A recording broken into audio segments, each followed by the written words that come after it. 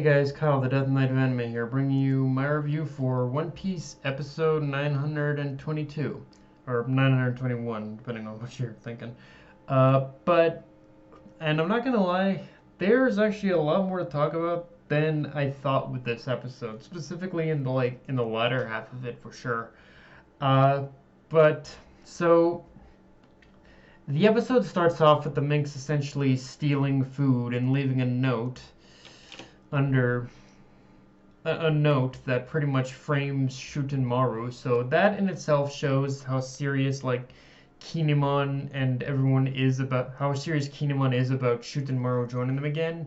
Like it is so essential that that happens that he's like willing to push Shuten Maru up against a wall in order to make it happen. If if that's what it takes. Well, at the same time, the fact that Kinemon is willing to go that far, though, it also reinforces the desperation surrounding the whole current situation. And if Shuten Maru and just the like pretty much and the Yakuza 9 as a whole are needed this badly, then there really is no point in moving forward if he and the others don't pretty much don't end up teaming up again.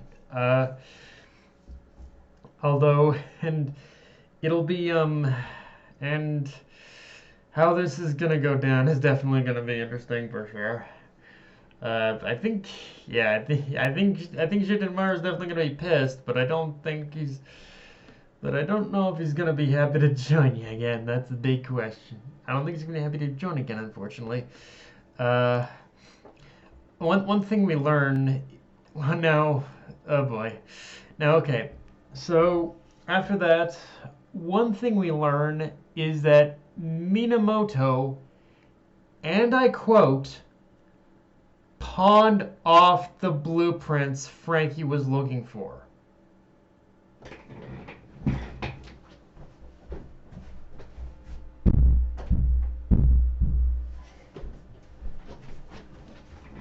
I really wish I was making that up, but that's exactly what happened.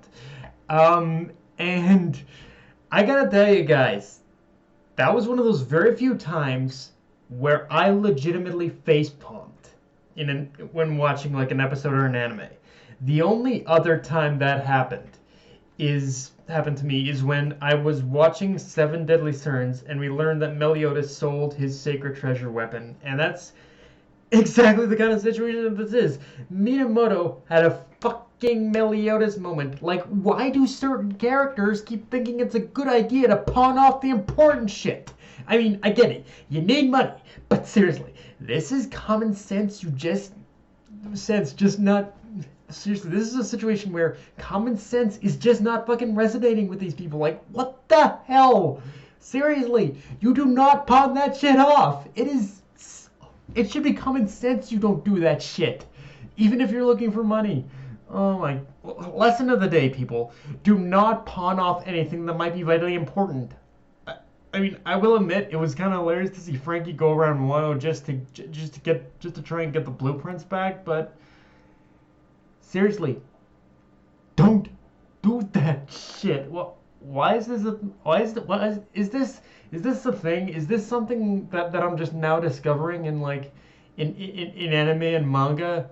Like, is this something that has existed in a couple of other instances in anime and manga, or is this like something new? Because this is such a nonsensical thing. I don't even know what to think. I really am flabbergasted by this concept. I'm really flabbergasted by this concept, honestly.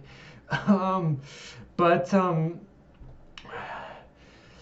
aside from that, though, this episode in itself was a lot like episode 920 in the sense where it gave us a lot of great character moments for a specific Straw Hat.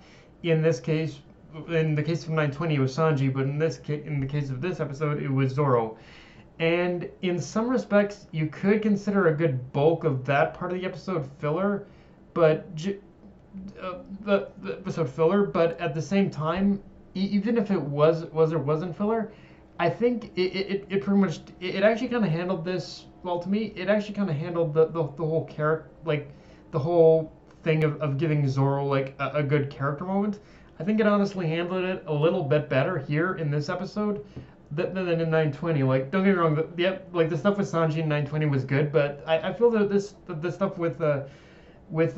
the stuff with Zoro in this episode was more entertaining or something like that.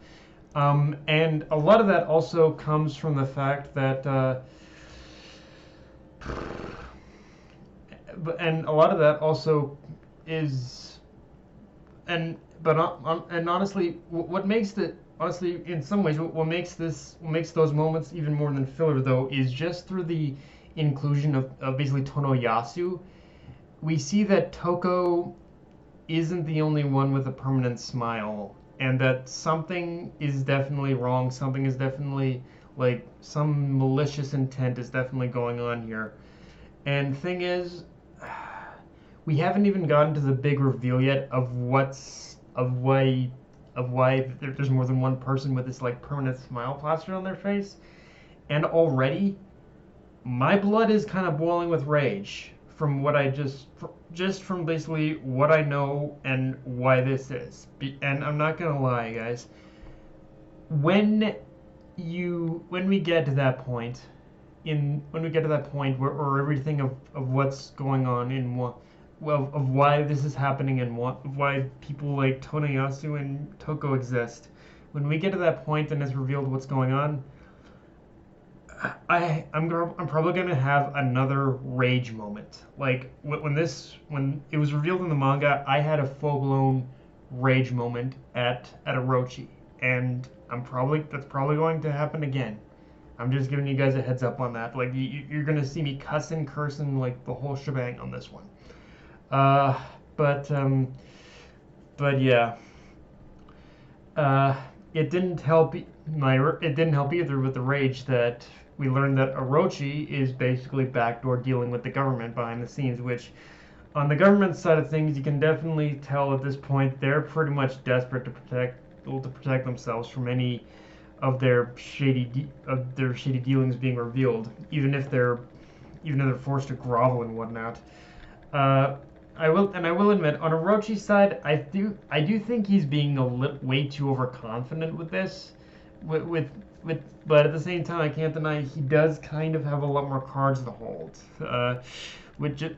And the fact that he's demanding Dr. Vegapunk though opens up a lot of potential doors that even the manga hasn't addressed yet. But I hope it does soon, because there is genuine opportunity to really dive into an actual reveal here. It's just a matter of when. Like it definitely just with Dr. Vegapunk being mentioned as a possible bargaining chip in this episode and in the manga as well. It basically says, yeah, we should probably expect a reveal of Dr. Vegapunk soon. I think like it's depending on when Oda decides to do it, but it's probably getting near, I think, too. Now,